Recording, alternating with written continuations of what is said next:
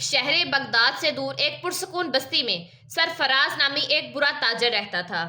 عمر کے آخری حصے میں پہنچ کر اس نے اپنا کاروبار چھوڑ دیا اور اسے اپنے دونوں بیٹوں کے حوالے کر دیا۔ سرفراز کا بڑا بیٹا آصف نہایت ہی اعلیٰ اخلاق کا مالک تھا۔ وہ نہ صرف ذہین تھا بلکہ اپنے عمدہ کردار کی وجہ سے بستی میں عزت کی نگاہ سے دیکھا جاتا تھا۔ آصف ہمیشہ کاروبار میں خود پر زیادہ بوجھ ڈالتا اور اپنے چھوٹے بھائی کاشف کو زیادہ ذمہ داریوں سے بچاتا، لیکن اس کے ساتھ ساتھ وہ کاشف کو مسلسل نصیحت بھی کرتا کہ تجارت میں ایمانداری سب سے بڑی دولت ہے۔ وہ اسے سکھاتا کہ سچائی اور دیانت داری کے بغیر کاروبار میں برکت نہیں آتی۔ کچھ ہی عرصے بعد سرفراز کے دل میں ایک نئی سوچ نے جنم لیا۔ وہ اکثر بیٹھ کر یہ سوچتا کہ کیوں نہ اپنے دونوں بیٹوں کی شادیاں کروا دوں۔ وہ اب جوان ہو چکے ہیں اور شادی کے بعد اپنے گھر بسائیں گے تو زندگی مزید سنور جائے گی۔ یہ خیال اسے ایک طرف تسلی دیتا کہ ان کی خوشیاں اپنی آنکھوں سے دیکھنے کا موقع مل جائے گا، لیکن اگر وہ دنیا سے چلا گیا تو اس کے بے سہارا بیٹے کس طرح سے زندگی گزاریں گے؟ حالانکہ اب وہ جوان اور خود مختار ہو گئے تھے، لیکن پھر بھی یہ خیال ہر بار کی طرح سرفراز کے ذہن میں گونجنے لگا۔ لہٰذا سرفراز نے اپنے بیٹوں کی شادی طے کر دی اور بغداد کے شہر میں اپنے ایک رشتہ دار کے گھر میں ان کا نکاح کروا دیا۔ شادی نہایت ہی دھوم دھام سے ہوئی۔ بستی کے لوگ بھی اس خوشی میں شریک ہوئے۔ سرفراز کو یوں محسوس ہو رہا تھا کہ جیسے برسوں بعد اس کے دل کو حقیقی سکون محسوس ہوا ہو۔ گھر میں افراد بڑھنے سے خوشی اور بھی زیادہ ہو گئی۔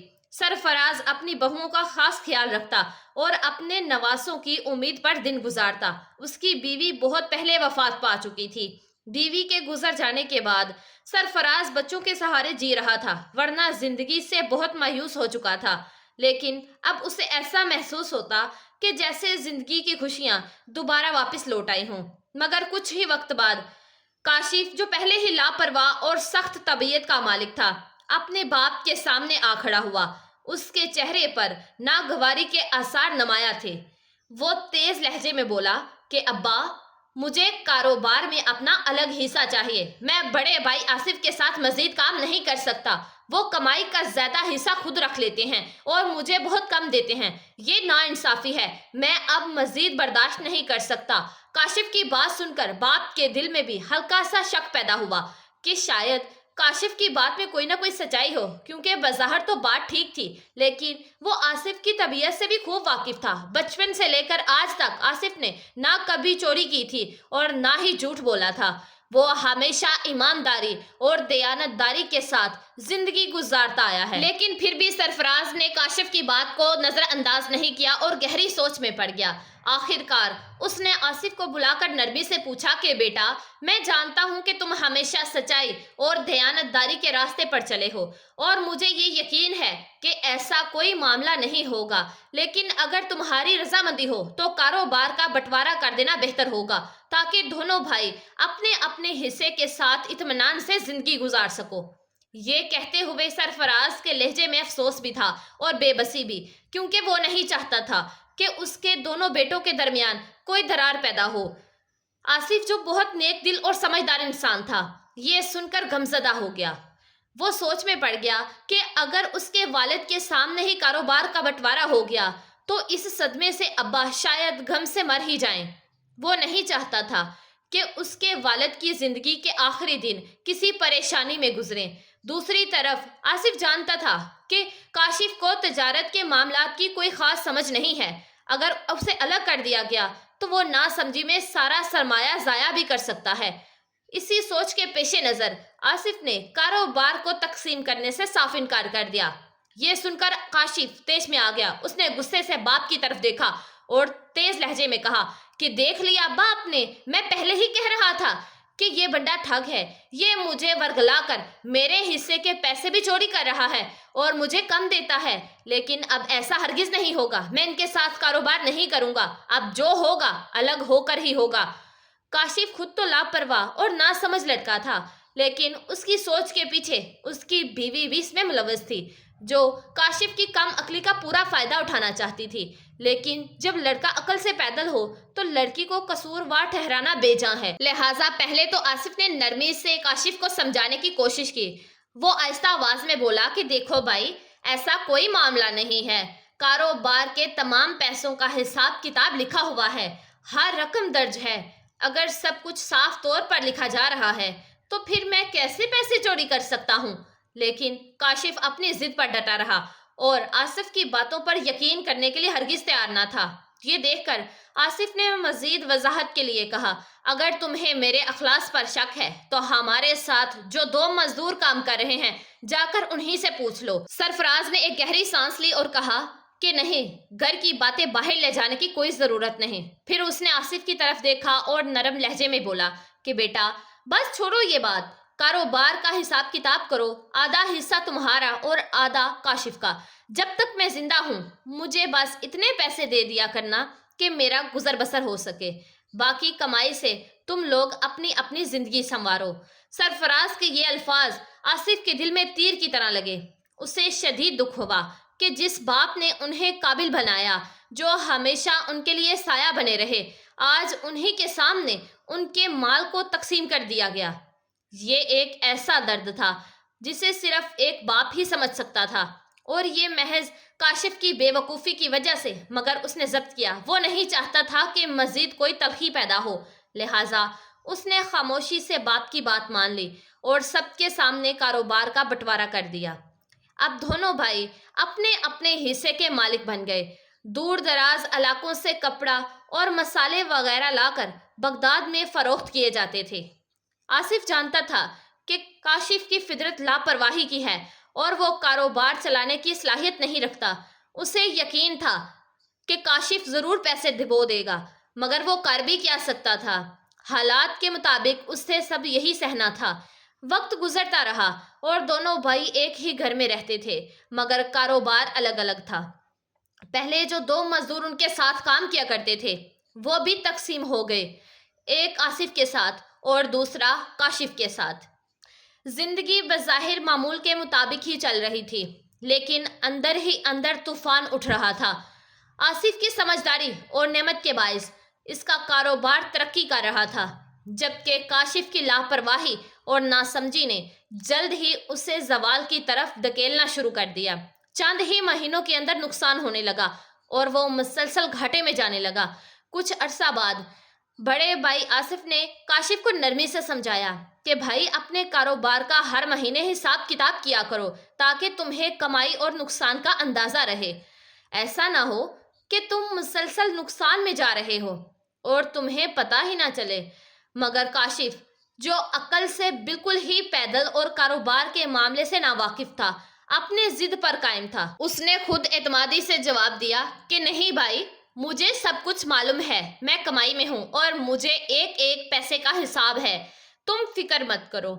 آصف اور سرفراز دونوں کاشف کی لاپرواہی سے خوب واقف تھے، مگر وہ خاموش رہے، جانتے تھے کہ سمجھانے کا کوئی فائدہ نہیں ہوگا۔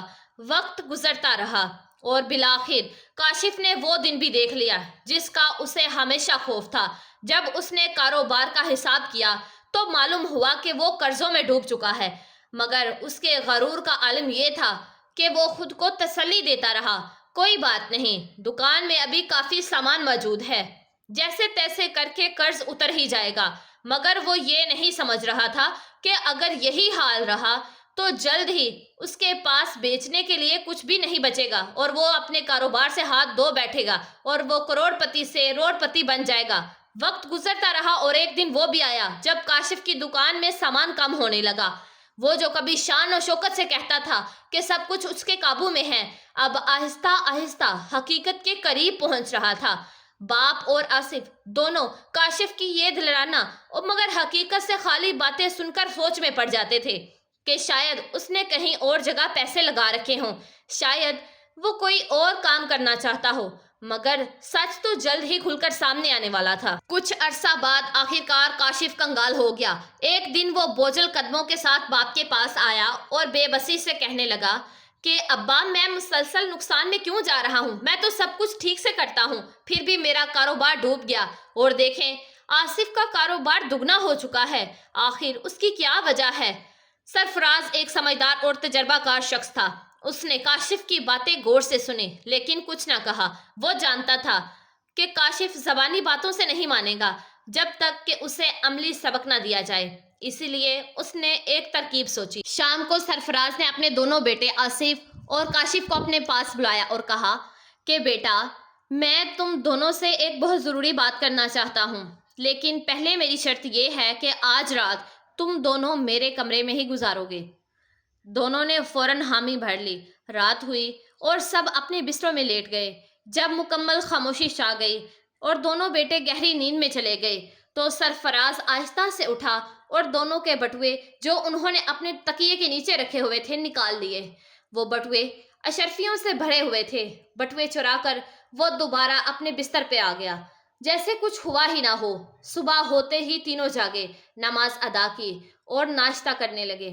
ناشتہ ختم کرنے کے بعد کاشف نے اپنے تکیے کے نیچے ہاتھ ڈالا اور چیخنے لگا کہ میرا بٹوا کہاں گیا؟ اس نے پورا بستر الٹ دیا مگر بٹوا نہیں ملا۔ میرے پیسے کہاں گئے؟ کس نے چرائے؟ کاشف غصے سے چلانے لگا۔ وہ فوراً آصف کی طرف دیکھ کر بولا، یہ تمہاری ہی حرکت ہے، تم نے میرا بٹوا چرا لیا ہے۔ پھر وہ سرفراز کی طرف مڑا۔ ابا، آپ نے ہی تو ہمیں یہاں سلایا تھا، آپ نے کہیں میرا بٹوا تو چرایا نہیں ہے؟ تم دونوں میرے مال کے پیچھے پڑے ہوئے ہو۔ مجھے جلد ہی اپنا بٹوا دے ورنہ میں قاضی کے پاس چلا جاؤں گا۔ کاشف کی بات سن کر سرفراز مسکرا کر بولا کہ بیٹا، جلد بازی میں الزام مت لگاؤ، پہلے یہ سوچو کہ اگر تمہارا بٹوا غائب ہوا ہے تو آصف کا بھی بٹوا غائب ہے، کیا وہ تم نے چرا لیا ہے؟ کاشف چونک گیا اور جلدی سے آصف کی طرف دیکھا۔ آصف جو پرسکون بیٹھا ہوا تھا کچھ کہے بغیر کاشف کی باتیں سنتا رہا مگر اپنے بٹوے کے بارے میں کچھ نہ کہا۔ سرفراز نے کاشف کو سمجھانے کے لیے مسکرا کر آصف سے پوچھا کہ بیٹا، تمہارا بھی تو بٹوا غائب ہے، تم کیوں شور نہیں مچا رہے؟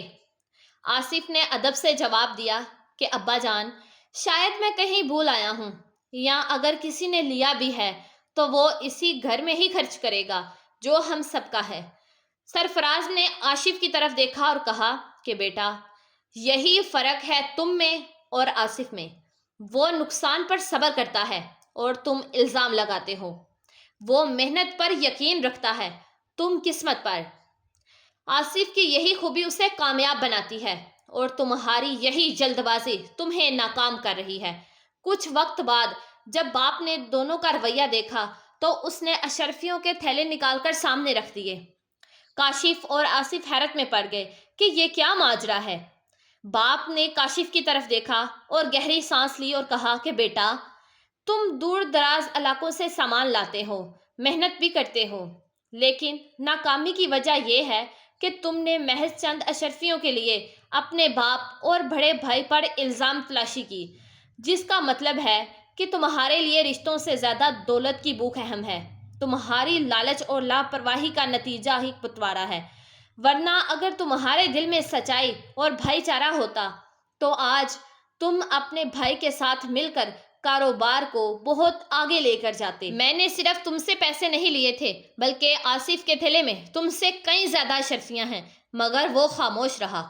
اسے معلوم تھا کہ یہ پیسے یا تو میں نے رکھے ہیں یا اس کے اپنے بھائی نے۔ اس کے نزدیک اس بات سے کوئی فرق نہیں پڑتا کہ دولت میرے پاس ہو یا اس کے پاس، کیونکہ آخر میں یہ سب اسی گھر کے لیے تھا۔ باپ کے خاموش ہوتے ہی آصف نے دھیمے لہجے میں کہا کہ کاشف بھائی، اگر آج تک تم کاروبار میں ٹکے ہوئے ہو تو کبھی سوچا ہے کیوں؟ اپنے کسی مزدور سے پوچھ لینا کہ تم اب تک کیسے سنبھلے ہوئے ہو، ورنہ تم نے تو کب کا اپنے حصے کا گھر بھی کاروبار میں بیچ دیا ہوتا۔ کاشف نے بات کو جاننے کے لیے جلد ہی اس مزدور کو اپنے پاس بلایا اور کہا کہ یہ کیا کہہ رہا ہے؟ مزدور نے کہا کہ مالک، آصف بھائی بالکل ٹھیک کہہ رہے ہیں۔ جب بھی میں صبح دکان کھولتا تو آصف بھائی آ کر آپ کا سارا حساب دیکھتے، جو نقصان ہوتا وہ خاموشی سے اپنی جیب سے پیسے نکال کر مجھے دے دیا کرتے تھے اور کچھ اضافی پیسے بھی دیتے تھے اور کہتے تھے کہ ان پیسوں میں شامل کر دینا اور جو اضافی اشرفیاں دی ہیں اسے اپنے پاس محفوظ رکھو۔ کاشف کو مت بتانا تاکہ وہ کاروبار سیکھے۔ نقصان تو ہوتا رہے گا، لیکن چلو وہ کچھ تو سیکھ لے گا۔ جتنا قرض آپ پر چڑھا ہوا ہے اس سے کہیں زیادہ رقم آصف نے مجھے تھوڑا تھوڑا کر کے دیے ہیں۔ میں نے یہ پیسے اپنی امانت سمجھ کر رکھے ہیں۔ اگر آپ چاہیں تو میں ابھی کے ابھی آپ کو لٹا دیتا ہوں۔ کاشف کی آنکھیں آنسوں سے بھر آئی اور وہ چیخ چیخ کر روتے ہوئے باپ اور بھائی کے گلے لگ گیا۔ اسے یہ احساس ہوا کہ اگر یہ دونوں نہ ہوتے تو وہ آج کہیں کا نہ رہتا۔ ندامت سے لبریز لہجے میں اس نے آصف سے کہا کہ بھائی جان، میں آپ کے ساتھ ہی کام کروں گا، جو آپ کہیں گے وہی کروں گا۔ میں واقعی نہ سمجھ تھا، مجھے آپ اور ابا جان پر بھروسہ کرنا چاہیے تھا۔ آصف نے مسکراتے ہوئے اسے گلے لگا لیا اور یوں دونوں بھائی ایک ہو کر کاروبار میں جڑ گئے، جبکہ باپ کی خوشی کا کوئی ٹھکانہ نہیں تھا۔ جی تو میرے پیارے دوستو، ہماری زندگی میں باپ اور بھائی کا بہت بڑا کردار ہوتا ہے۔ یہ رشتے بے مثال ہوتے ہیں، مگر افسوس کہ آج کل کچھ لوگ چند پیسوں کے لیے ان قیمتی رشتوں کو کھو دیتے ہیں، جس کا انجام بعد میں بہت بھاری پڑتا ہے۔ یاد رکھیں، کسی بھی کام میں، چاہے وہ اپنا ہو یا کسی اور کا، ایمانداری، خوش اخلاقی اور نیک نیتوں کو کبھی نہیں چھوڑنا چاہیے، کیونکہ کامیابی صرف محنت سے نہیں بلکہ اللہ تعالیٰ کی رضا، ایمانداری، ماں باپ کی دعا اور غریبوں کی مدد سے ملتی ہے۔ اگر صرف محنت ہی سب کچھ ہوتا تو آج مزدور سب سے امیر ہوتا۔ مجھے امید ہے کہ آپ نے اس کہانی سے بہت کچھ سیکھا ہوگا۔ ہمارے چینل پر ہر کہانی میں ایک گہرا سبق چھپا ہوتا ہے۔ جی تو میرے پیارے دوستوں، میں امید کرتی ہوں کہ یہ ویڈیو آپ لوگوں کو ضرور پسند آئے گی، اور مزید اس طرح کی اسلامک اور معلومات سے بھرپور ویڈیوز دیکھنے کے لیے نمرا وائس اسٹوریز چینل کو لازمی سبسکرائب کیجیے گا، ویڈیو کو لائک کر دیجیے گا اور بیل آئیکن کے بٹن کو پریس کر دیجیے گا۔ جزاک اللہ۔